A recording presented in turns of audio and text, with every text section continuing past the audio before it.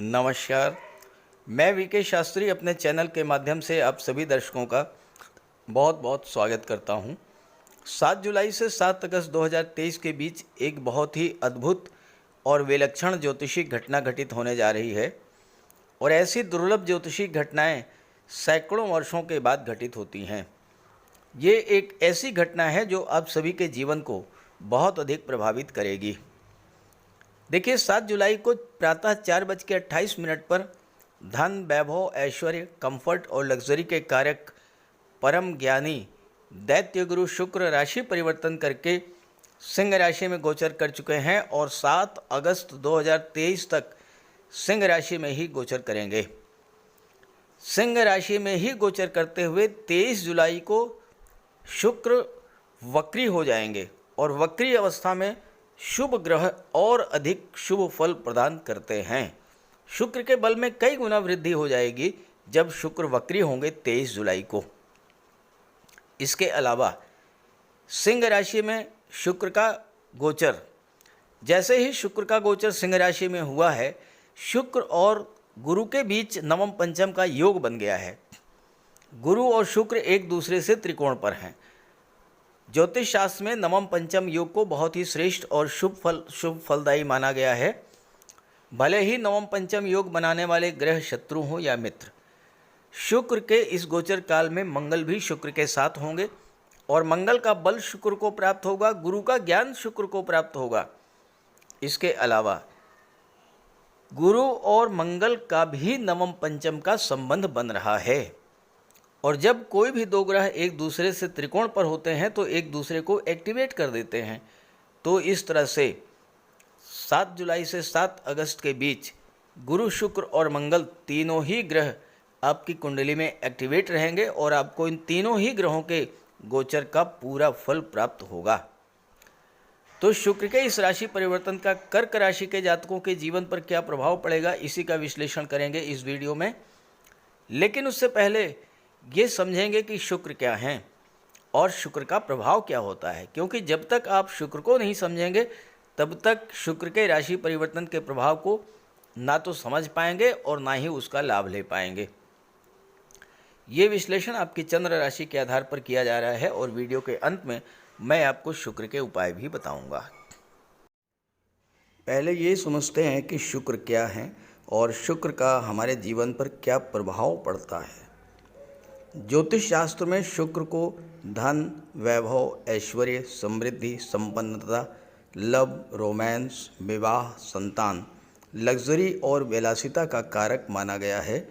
शुक्र प्रेम है, आकर्षण है, ग्लैमर है। शुक्र ही संतान उत्पत्ति के कारक हैं जिससे सृष्टि आगे बढ़ती है। दुनिया की वो सभी चीज़ें जिनमें आकर्षण है, चमक दमक है, ग्लैमर है और जिसे पाकर हमें सुख मिलता है, खुशी महसूस होती है, उन सब में शुक्र ही हैं। शुक्र कला और सौंदर्य के कारक हैं। वहीं ज्योतिष शास्त्र में शुक्र को दैत्य गुरु माना जाता है और इस तरह से शुक्र परम ज्ञानी भी हैं। शुक्र हमारी इच्छाओं और सपनों को रिप्रेजेंट करते हैं और अगर शुक्र कुंडली में बली हों तो ऐसे जातक की हर इच्छा पूरी होती है। वह जातक सुख, वैभव, विलासिता का भोग करता है। ऋषि पराशर का कहना है कि शुक्र और देवगुरु दो ही ऐसे ग्रह हैं जिनमें कुंडली के सभी दोषों को दूर करने की क्षमता होती है।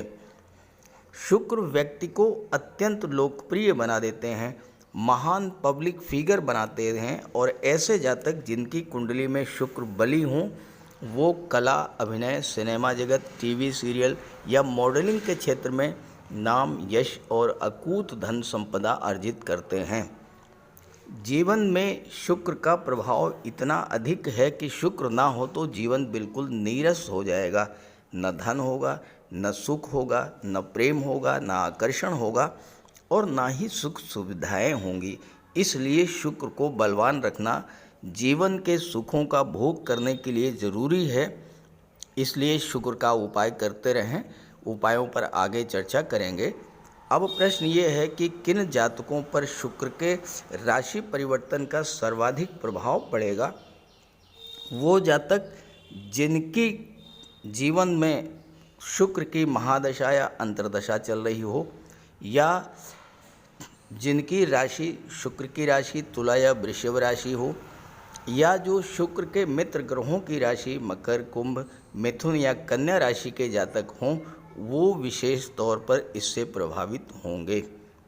चलिए अब राशियों पर शुक्र के राशि परिवर्तन के प्रभाव के बारे में चर्चा करते हैं। तो ये है कर्क राशि के जातकों की कुंडली। कर्क राशि देवगुरु की उच्च की राशि है और देवगुरु आपकी कुंडली में भाग्य भाव के स्वामी होकर के दशम भाव कर्म भाव में गोचर कर रहे हैं, मंगल की राशि में। शुक्र और मंगल का गोचर आपकी कुंडली के धन के भाव में है। अब आप देखिए यहाँ पर ग्रहों का गोचर कितना महत्वपूर्ण है।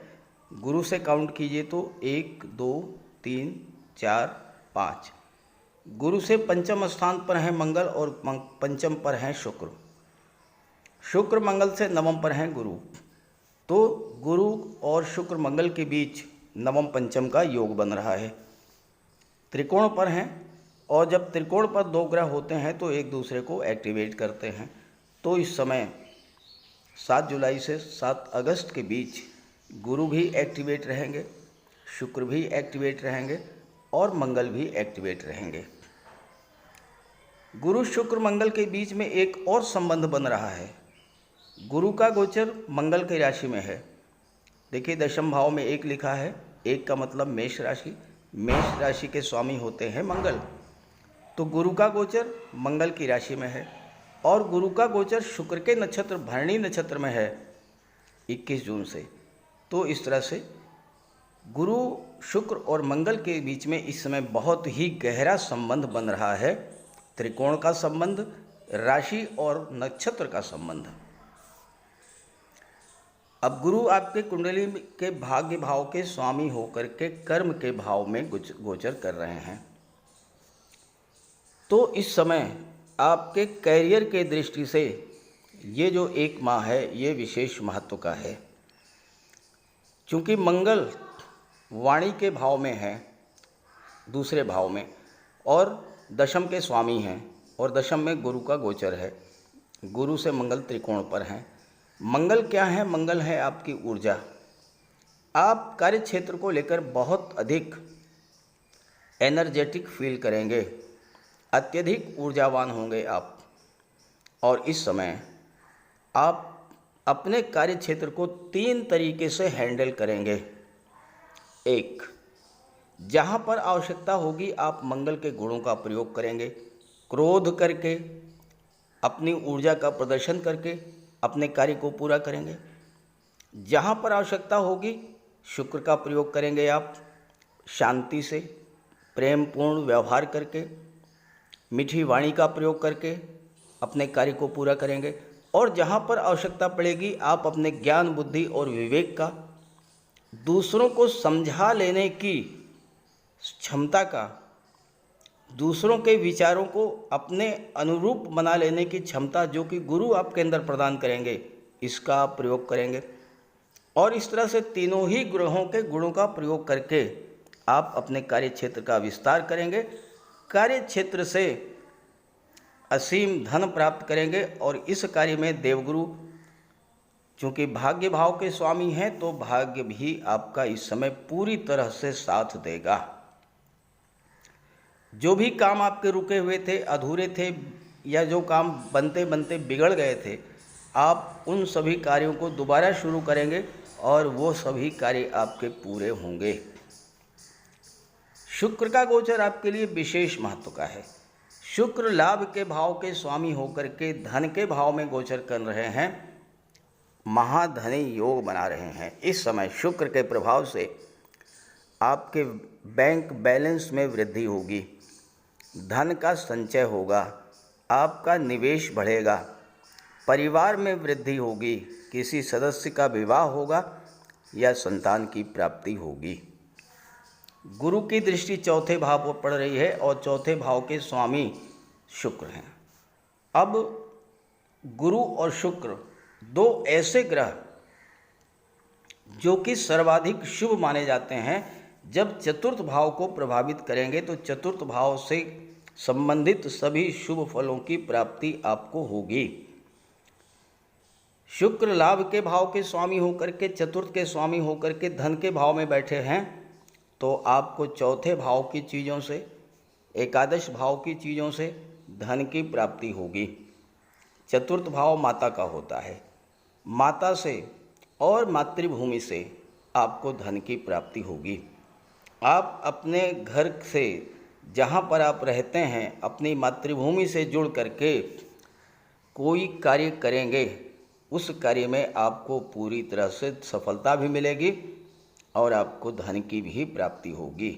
भूमि, भवन या प्रॉपर्टी को लेकर के आपकी मन की कोई इच्छा थी, क्योंकि शुक्र 11वें भाव के स्वामी हैं, 11वां भाव आपकी इच्छाओं को शो करता है, आपके सपनों को शो करता है, तो भूमि, भवन, प्रॉपर्टी को लेकर के, परिवार को लेकर के आपके कोई सपने थे, वो सपने इस समय पूरे होंगे।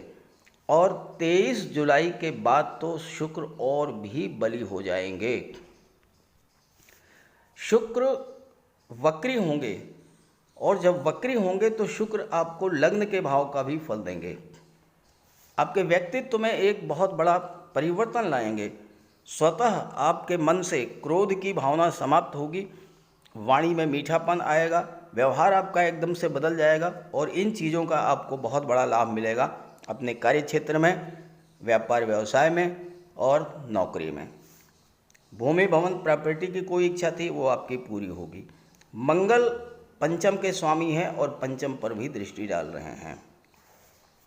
अब देखिए, बात हम शुक्र की कर रहे हैं, लेकिन शुक्र के साथ मंगल हैं और गुरु से त्रिकोण पर हैं, तो मंगल गुरु का भी प्रभाव देखना जरूरी है। पंचम पर मंगल की दृष्टि, पंचम होता है शिक्षा का, और छठे भाव के स्वामी हैं देवगुरु, जो कि कर्म के भाव में गोचर कर रहे हैं। तो छठे भाव का संबंध दशम से बन रहा है और पंचम का संबंध छठे से बन रहा है। ये समय आपके लिए नौकरी, रोजगार, व्यापार व्यवसाय की दृष्टि से बहुत अच्छा रहेगा। प्रतियोगी परीक्षाओं को क्रैक करने की दिशा में किए जा रहे प्रयासों को आपको बल मिलेगा।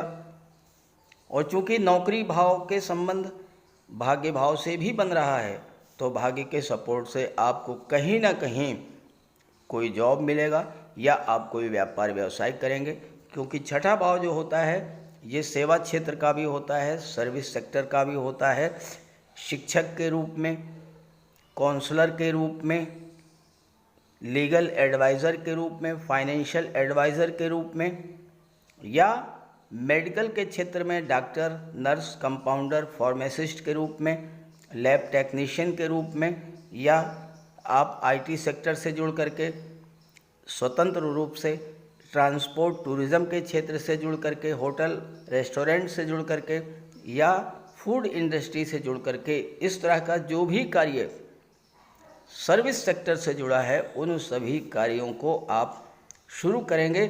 शुरू करने का अत्यंत अनुकूल समय है, और जब आप इस कार्य को शुरू करेंगे तो कार्य को शुरू करते ही आपको सफलता मिलनी शुरू हो जाएगी। यहाँ पर गुरु की दृष्टि पड़ेगी चतुर्थ भाव पर। माता से आपका स्नेह भी बढ़ेगा, माता का स्वास्थ्य भी रहेगा। परिवार में कोई धार्मिक या मांगलिक आयोजन भी इस समय हो सकता है।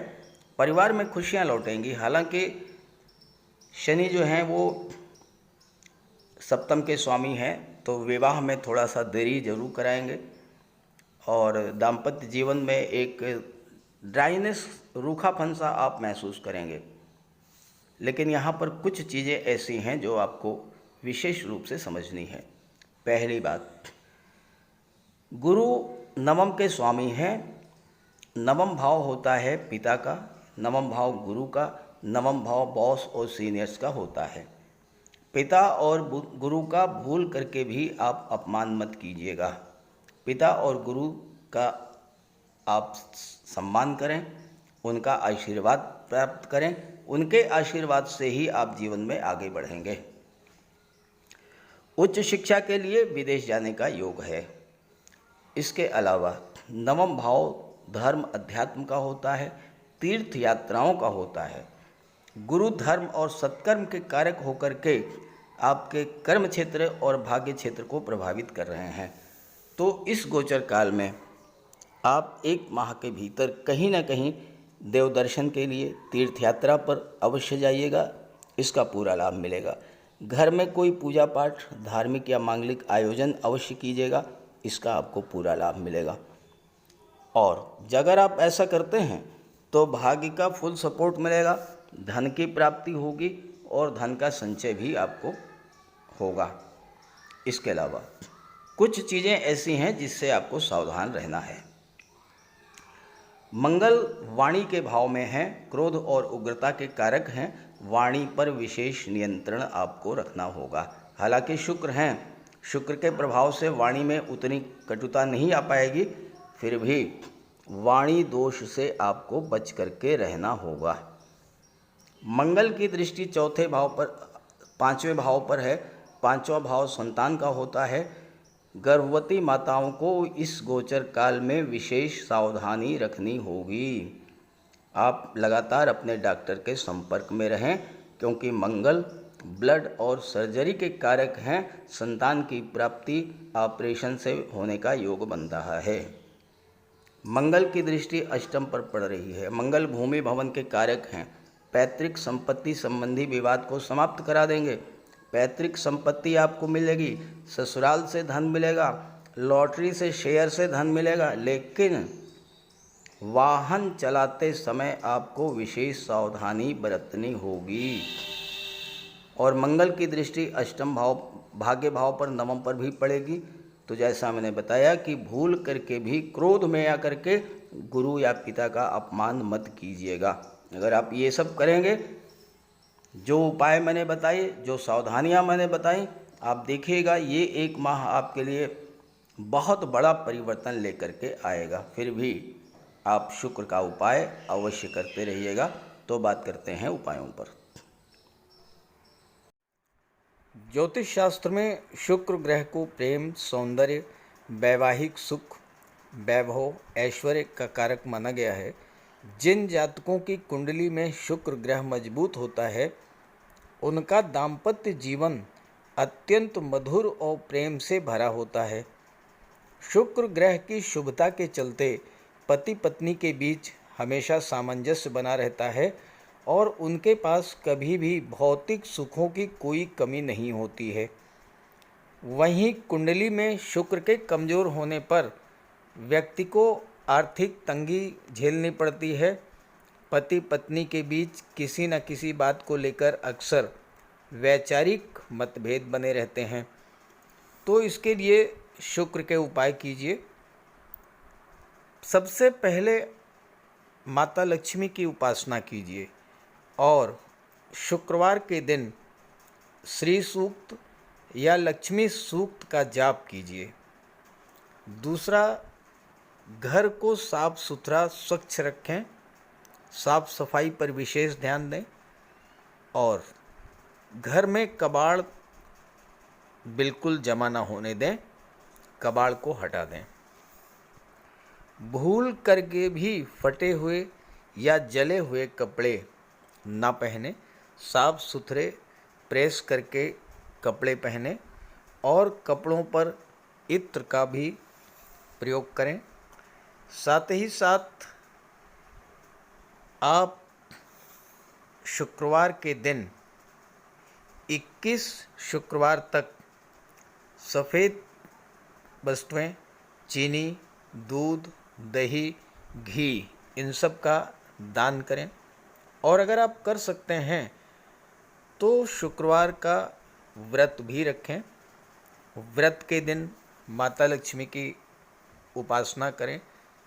चीनी, दूध, दही, घी, श्वेत वस्तुओं का दान करें। कन्याओं को भोजन करें, खीर और मिष्ठान। साथ ही साथ आप स्वयं भी शुक्रवार के दिन सफ़ेद रंग के वस्त्र धारण करें।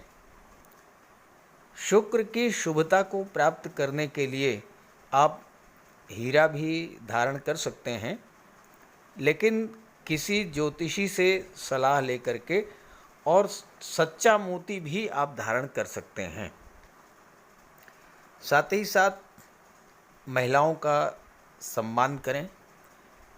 किसी भी दशा में प्रयास ये करें कि अनावश्यक झगड़ा ना हो, कोई वाद विवाद की स्थिति हो तो उसको तूल ना दें।